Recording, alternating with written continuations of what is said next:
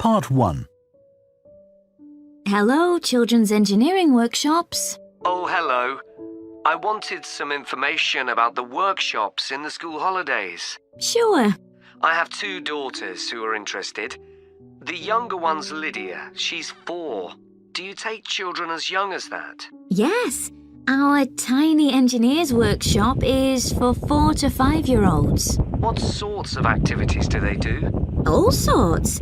For example, they work together to design a special cover that goes round an egg, so that when it's inside, they can drop it from a height and it doesn't break. Well, sometimes it does break, but that's part of the fun. Right.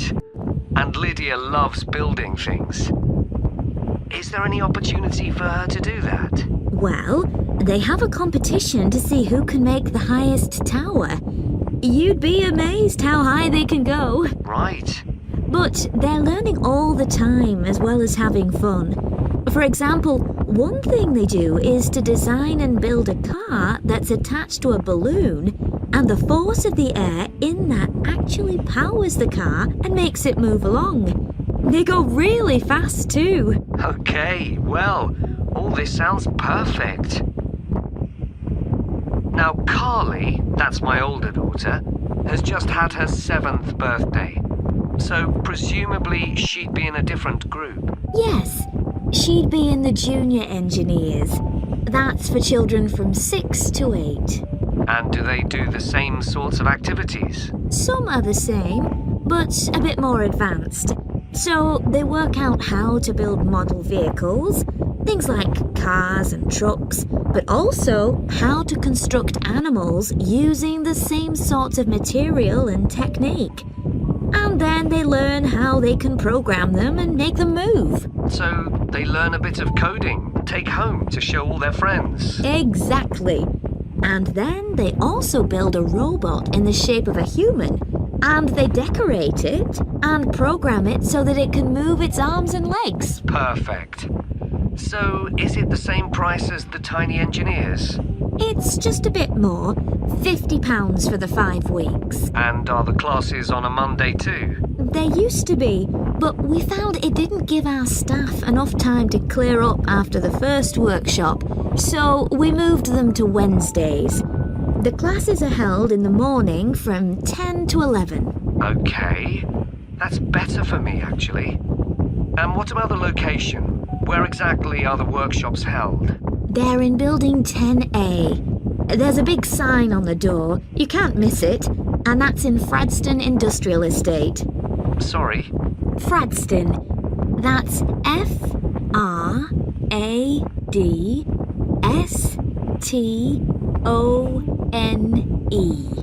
And that's in Grassford, isn't it? Yes, up past the station. And will I have any parking problems there? No, there's always plenty available. So, would you like to enroll Lydia and Carly now? Okay. So, can I have your full name? Part 2. Good morning everyone and welcome to Stevenson's, one of the country's major manufacturers of metal goods. Thank you for choosing us for your 2 weeks of work experience. My name is Julia Simmons and since the beginning of this year I've been the Managing Director. Stevenson's is quite an old company. Like me, the founder, Ronald Stevenson, went into the steel industry when he left school. That was in 1923. He set up this company when he finished his apprenticeship in 1926, although he actually started making plans 2 years earlier in 1924. He was a very determined young man. Stevenson's long-term plan was to manufacture components for the machine tools industry, although in fact that never came about, and for the automotive industry, that is cars and lorries. However, there was a delay 5 years before that happened, because shortly before the company went into production, Stevenson was given the opportunity to make goods for hospitals and other players in the healthcare industry. So that's what we did for the first 5 years. Over the years, we've expanded the premises considerably. We were lucky that the site is big enough so moving to a new location has never been necessary. However, the layout is far from ideal for modern machinery and production methods, so we intend to carry out major refurbishment of this site over the next 5 years. I'd better give you some idea of what you'll be doing during your 2 weeks with us, so you know what to expect.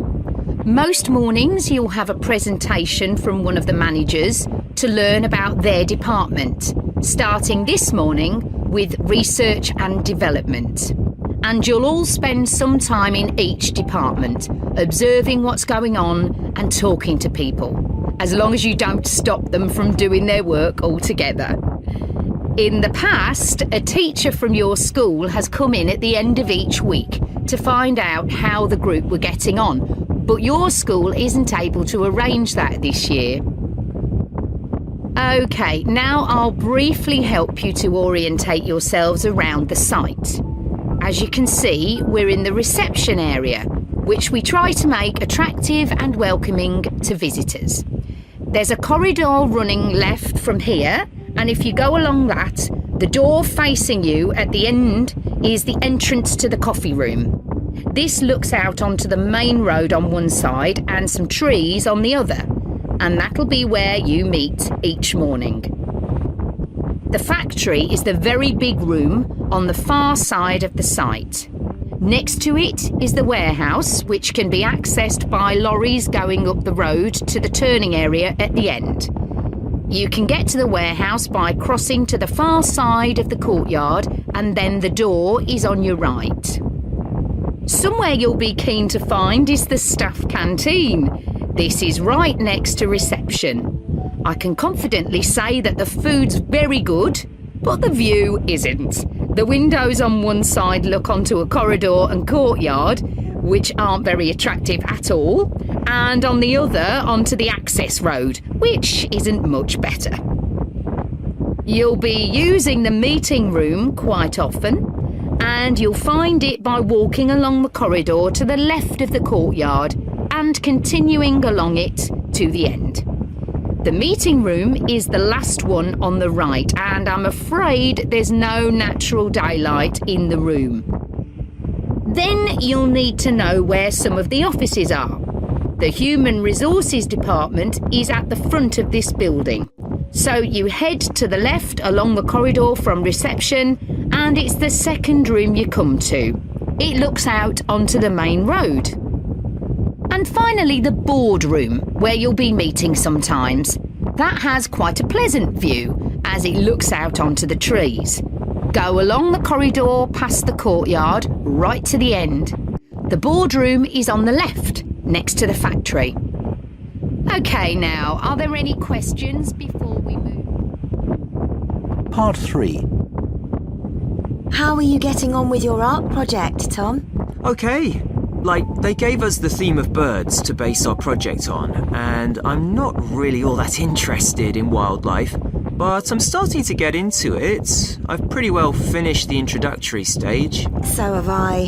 When they gave us all those handouts with details of books and websites to look at, I was really put off. But the more I read, the more interested I got. Me too. I found I could research so many different aspects of birds in art. Colour, movement, texture. So I was looking forward to the bird park visit. What a letdown. It poured with rain and we hardly saw a single bird. Much less use than the trip to the Natural History Museum. Yeah. I liked all the stuff about evolution there. The workshop sessions with Dr. Fletcher were good too, especially the brainstorming sessions. I missed those because I was ill. I wish we could have seen the projects last year's students did.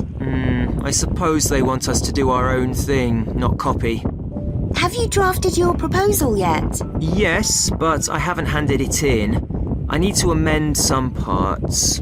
I've realised the notes from my research are almost all just descriptions. I haven't actually evaluated anything, so I'll have to fix that. Oh, I didn't know we had to do that. I'll have to look at that too. Did you do a timeline for the project? Yes, and a mind map. Yeah, so did I. I quite enjoyed that. But it was hard having to explain the basis for my decisions in my action plan. What? You know, give a rationale. I didn't realize we had to do that. Okay, I can add it now. But I can't just say it's a bit scary, can I? You could talk about the possible danger suggested by the bird's look.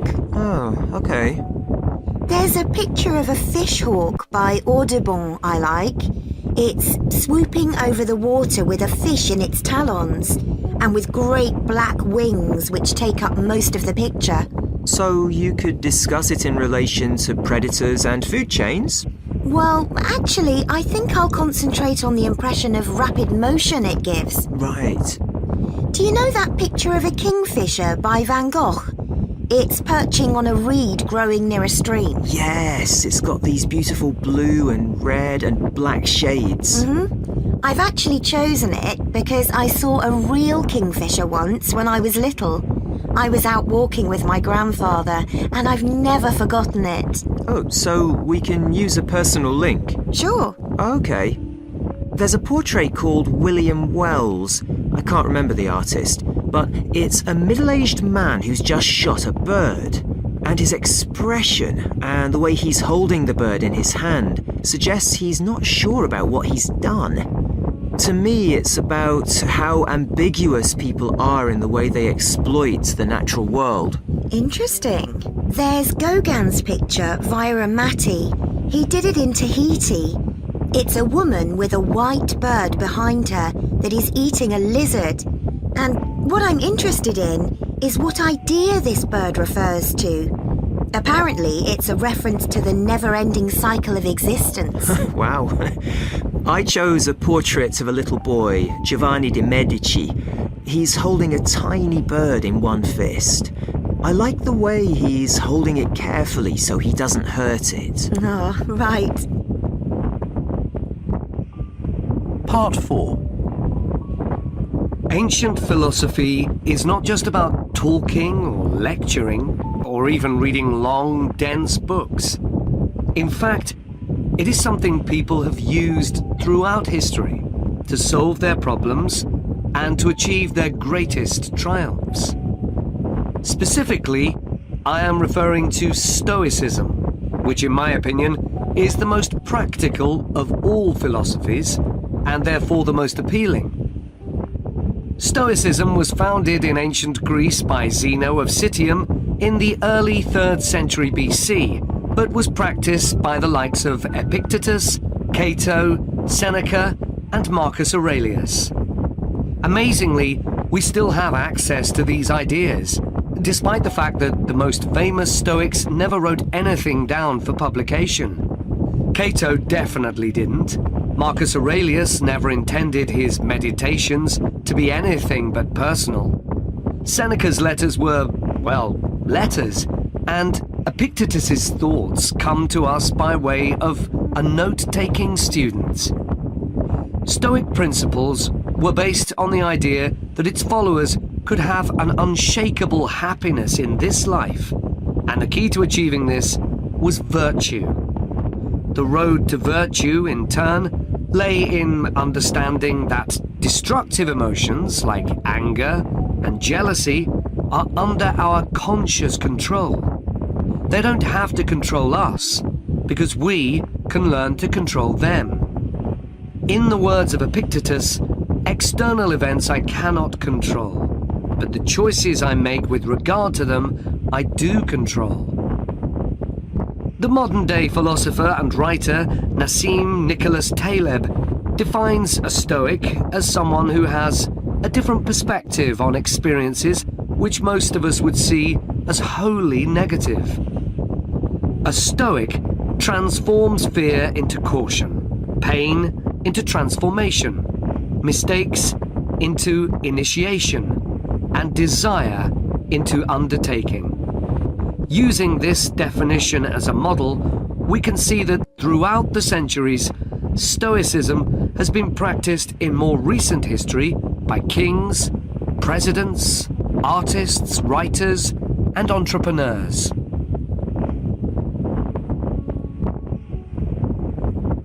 The founding fathers of the United States were inspired by the philosophy.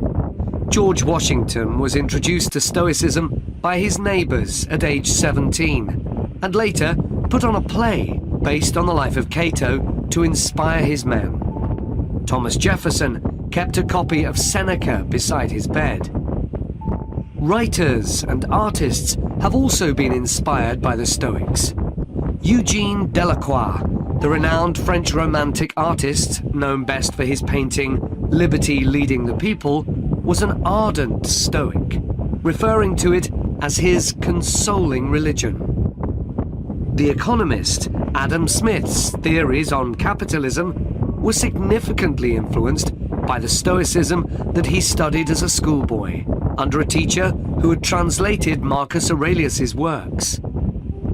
Today's political leaders are no different, with many finding their inspiration from the ancient texts. Former US President Bill Clinton rereads Marcus Aurelius every single year, and many have compared former President Obama's calm leadership style to that of Cato. Wen Jiabao, the former Prime Minister of China, claims that Meditations is one of 2 books he travels with, and that he has read it more than 100 times over the course of his life. Stoicism had a profound influence on Albert Ellis, who invented cognitive behavior therapy, which is used to help people manage their problems by changing the way that they think and behave. It's most commonly used to treat depression. The idea is that we can take control of our lives by challenging the irrational beliefs that create our faulty thinking, symptoms, and behaviors by using logic instead. Stoicism has also become popular in the world of business. Stoic principles can build the resilience and state of mind required to overcome setbacks, because Stoics teach turning obstacles into opportunity. A lesson every business entrepreneur needs to learn. I would argue that studying Stoicism is as relevant today as it was 2,000 years ago, thanks to its brilliant insights into how to lead a good life. At the very root of the thinking, there is a very simple way of living. Control what you can and accept what you can't.